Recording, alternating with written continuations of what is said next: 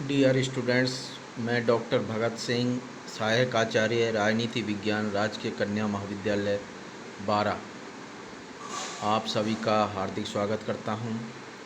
आज हम बीए द्वितीय वर्ष प्रश्न पत्र द्वितीय इकाई तृतीय के अंतर्गत संघीय कार्यपालिका मंत्रिपरिषद के संदर्भ में अध्ययन करेंगे। अभी तक हमने संघीय कार्यपालिका के अंतर्गत राष्ट्रपति, प्रधानमंत्री के संबंध में अध्ययन किया। आज हम मंत्रिपरिषद के संबंध में अध्ययन करेंगे। मंत्रिपरिषद का गठन। भारतीय संविधान में मंत्रिपरिषद की नियुक्ति तथा स्थिति के संबंध में बहुत कम लिखा गया है और उल्लेख किया गया है। भारतीय संविधान के अनुच्छेद 75 में मंत्रिपरिषद से संबंधित विभिन्न प्रावधानों का उल्लेख किया गया है। ये हमें अनुच्छेद 74 और 75 बहुत ही इम्पोर्टेंट अनुच्छेद हैं। कई एग्ज़ाम्स में इस अनुच्छेद 74 और 75 से प्रश्न पूछे जाते रहे हैं, इसलिए आप इसके अंतर्गत क्या प्रावधान किया गया है ये अक्षर से आपको याद रहना चाहिए। अनुच्छेद 75 में मंत्रिपरिषद से संबंधित कहा गया है कि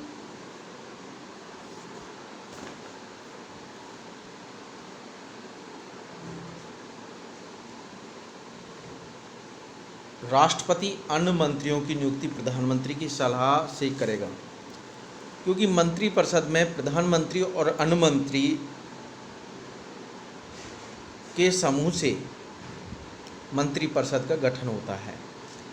तो इसमें क्लॉज 75 क्लॉज 1 में कहा गया है कि प्रधानमंत्री की नियुक्ति राष्ट्रपति करेगा और अन्य मंत्रियों की नियुक्ति राष्ट्रपति प्रधानमंत्री की सलाह से करेगा।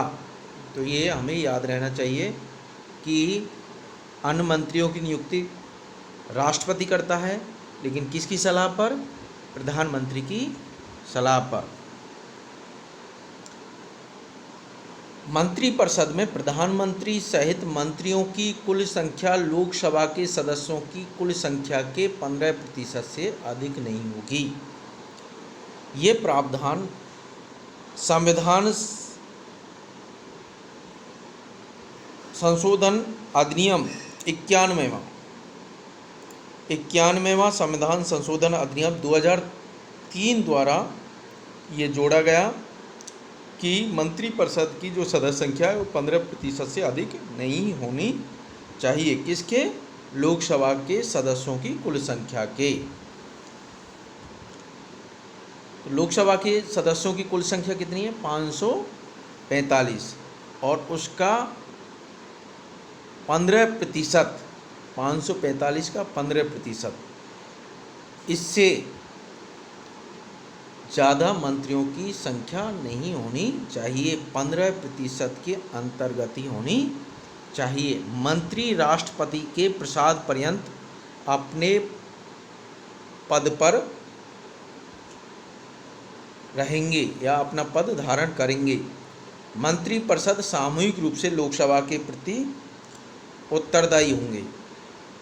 ये ध्यान करने वाली बात है कि अनुच्छेद 75 क्लॉज 2 के अंतर्गत मंत्री व्यक्तिगत रूप से तो राष्ट्रपति के प्रति उत्तरदायी हैं, और अनुच्छेद 75 क्लॉज 3 के अनुसार मंत्रिपरिषद सामूहिक रूप से लोकसभा के प्रति उत्तरदायी होगी। व्यक्तिगत रूप से राष्ट्रपति के प्रति और सामूहिक रूप से लोकसभा के प्रति उत्तरदायी होंगे।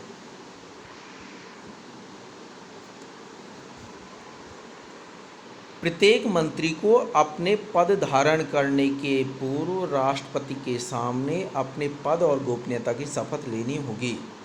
यानी उन्हें 2 प्रकार की शपथ लेनी पड़ती है, पद और गोपनीयता की। जो अपना स्वयं का पद है, साथ ही इसके साथ गोपनीयता की शपथ भी मंत्रियों को लेनी होती है। मंत्रियों को शपथ कौन दिलाता? राष्ट्रपति। यदि कोई मंत्री अपना पद धारण करने के 6 माह बाद तक संसद के किसी सदन का सदस्य नहीं बन सका तो उसे मंत्रिपरिषद से त्यागपत्र देना होगा। इसका तात्पर्य यह है कि उसे 6 माह के जैसे कोई मान लो मंत्री आज बन जाता है तो उसे कम से कम 6 महीने के बीच में मध्य में उसे संसद के किसी भी सदन, चाहे वो राज्यसभा है चाहे लोकसभा है, उसे उसका सदस्य बनना होगा, अन्यथा वो मंत्री पद से त्यागपत्र दे देगा। तो इससे ये भी हो सकता है कि कोई भी व्यक्ति 6 महीने तक बिना संसद का सदस्य रहे भी मंत्री पद धारण कर सकता है। अनुच्छेद 75(6) के अनुसार मंत्रियों को वे सब वेतन और भत्ते प्राप्त होंगे जो समय समय पर संसद विधि द्वारा निर्धारित करे। यानी संसद द्वारा निर्धारित भत्ते और वेतन उन्हें प्राप्त होते होंगे और समय समय पर संसद उसमें संशोधन करती रहती है। मंत्रिपरिषद और मंत्रिमंडल सामान्यतः राजनीति विज्ञान के कुछ विद्यार्थी मंत्रिपरिषद और मंत्रिमंडल को एक ही मान लेते हैं, जबकि ये ऐसा नहीं है। मंत्रिपरिषद और मंत्रिमंडल, जिसे इंग्लिश में मंत्रिमंडल को कैबिनेट कहते हैं, इसमें अंतर है। मंत्रिपरिषद में 5 स्तर के सदस्य होते हैं, यानी 5 प्रकार के सदस्य होते हैं, जिनमें से केवल प्रथम स्तर के सदस्यों को ही सामूहिक रूप से कैबिनेट कहा जाता है। यानी जो प्रथम स्तर के मंत्री हैं वो कैबिनेट मंत्री कहलाते हैं। कुछ मंत्री ऐसे होते हैं मंत्रिमंडल के जिनका स्तर कैबिनेट के होता है, लेकिन वे विभागों के अध्यक्ष भी होते हैं, लेकिन मंत्रिमंडल की बैठकों में उनके द्वारा अधिकार के रूप में नहीं वरन प्रधानमंत्री द्वारा आमंत्रित किए जाने पर भी वो भाग लेते हैं। तृतीय श्रेणी में राज्यमंत्री आते हैं। चौथी श्रेणी में उपमंत्रियों की श्रेणी आती है और 5वीं श्रेणी, जिन्हें सामान्यतः मंत्री नहीं कहा जाता लेकिन वो मंत्रियों का स्तर है, संसदीय सचिव, वो भी इसमें आते हैं मंत्रिपरिषद में। तो मंत्रिपरिषद में 5 स्तर के सदस्य होते हैं, जबकि मंत्रिमंडल में केवल और केवल कैबिनेट के जो सदस्य हैं, प्रथम स्तर के जो सदस्य हैं, वही कैबिनेट का गठन करते हैं। अर्थात मंत्रिपरिषद एक बृहत संस्था है, बड़ी संस्था है, जिसमें सभी श्रेणियों के मंत्री सम्मिलित रहते हैं। लेकिन मंत्रिमंडल यानी कैबिनेट मंत्रिपरिषद के अंतर्गत एक छोटा सा समूह होता है, जिनमें सिर्फ प्रथम श्रेणी के मंत्री होते हैं, जो विभागों के प्रधान होते हैं और जिनके द्वारा सामूहिक रूप से संपूर्ण प्रशासनिक नीति का निर्धारण किया जाता है। मंत्रिमंडल के संबंध में रैमजे मेयोर, जो कि एक प्रसिद्ध विद्वान हैं, उन्होंने कहा है कि ये मंत्रिपरिषद का हृदय है, शासन का परिचालन यंत्र है, जिसमें सभी महत्वपूर्ण विभागों के राजनीतिक अधिकारी सम्मिलित रहते हैं। इस प्रकार मंत्रिमंडल मंत्रिपरिषद का भीतरी चक्र है।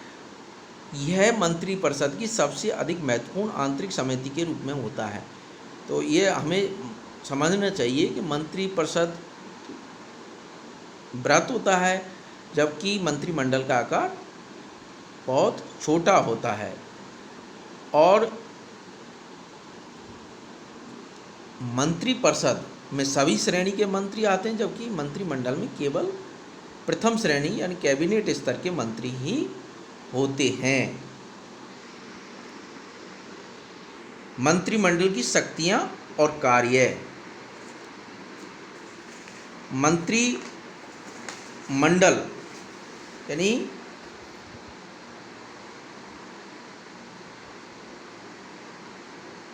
कैबिनेट, इसकी शक्तियां और कार्य क्या हैं? मंत्रिमंडल संसदात्मक शासन प्रणाली में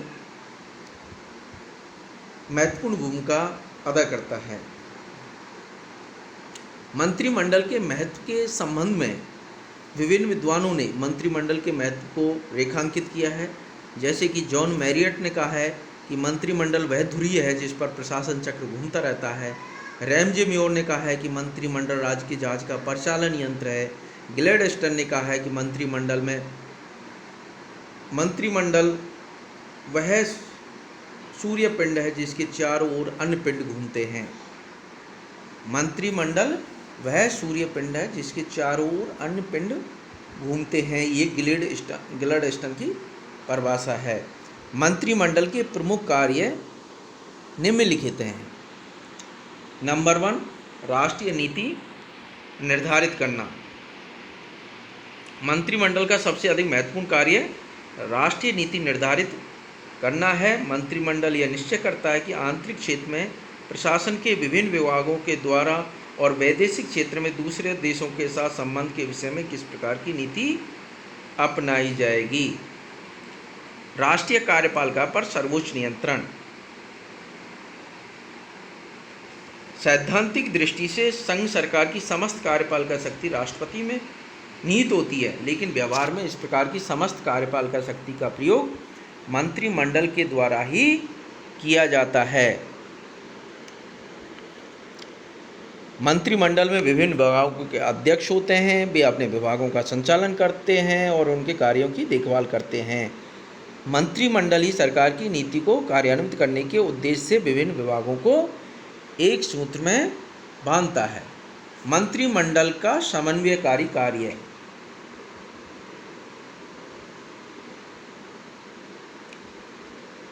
प्रशासनिक सुविधा के लिए सरकार के विभिन्न विभागों में विभाजित होने पर भी सरकार के एक प्रकार की आंगिक एकता पाई जाती है और सुशासन के लिए प्रशासन के विभिन्न विभागों में समन्वय नितांत आवश्यक है। मंत्रिमंडल समस्त विभागों में नीति संबंधी समन्वय स्थापित करता है। वित्तीय कार्य। देश की आर्थिक नीति निर्धारित करने का उत्तरदायित्व भी मंत्रिपरिषद का ही होता है। इस हेतु उसके द्वारा प्रत्येक वर्ष संसद के सामने देश के संभावित आय व्यय का ब्यौरा, जिसे बजट कहा जाता है, प्रस्तुत किया जाता है। बजट मंत्रिमंडल द्वारा निर्धारित नीति के आधार पर वित्त मंत्री तैयार करता है और वही उसे लोकसभा में प्रस्तुत करता है। अन्य वित्त विधेयकों को भी मंत्रिमंडल ही लोकसभा में प्रस्तुत करता है। वैदेशिक संबंधों पर नियंत्रण। कैबिनेट अर्थात मंत्रिमंडल के द्वारा ही देश के वैदेशिक संबंधों पर नियंत्रण रखा जाता है। विदेशी राज्यों के अध्यक्षों या सरकारों के साथ समस्त वार्ताओं का संचालन प्रधानमंत्री या विदेश मंत्री या प्रधानमंत्री के किसी अन्य प्रतिनिधि द्वारा किया जाता है। और जब इस वार्ता के परिणाम स्वरूप कोई संधि या समझौता हो जाता है तो संसद को उसके संबंध में सूचना दी जाती है और यदि आवश्यकता हुई तो संसद में उसकी स्वीकृति प्राप्त कर ली जाती है।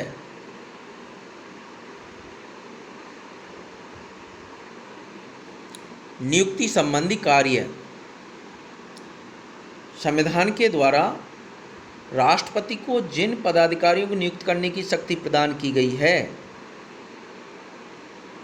व्यवहार में इन पदाधिकारियों की नियुक्ति मंत्रिमंडल द्वारा ही की जाती है।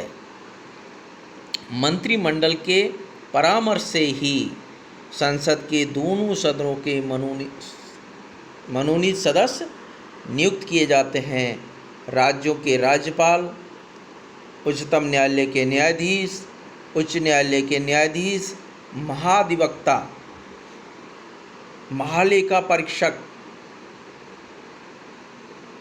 और सेना के सेनापतियों की नियुक्ति मंत्रिमंडल के परामर्श से ही की जाती है। इस प्रकार ये कहा जा सकता है कि कि मंत्रिमंडल बहुत शक्तिशाली होता है और देश की समस्त राजनीतिक तथा प्रशासनिक व्यवस्था पर उसका अधिकार होता है। आपने मंत्रिमंडल के गठन के विषय में, मंत्रिमंडल की शक्तियों के संदर्भ में आपने आज अध्ययन किया। इसे आप याद करें। बस इतना, इसमें आपको मंत्रिमंडल के गठन की प्रक्रिया, अनुच्छेद 75 को याद करना और मंत्रिमंडल और मंत्रिपरिषद में क्या अंतर है उसे आप अच्छी तरह से देखें, याद करें और मंत्रिमंडल की शक्तियों और कार्यों को भी आप याद करें। धन्यवाद।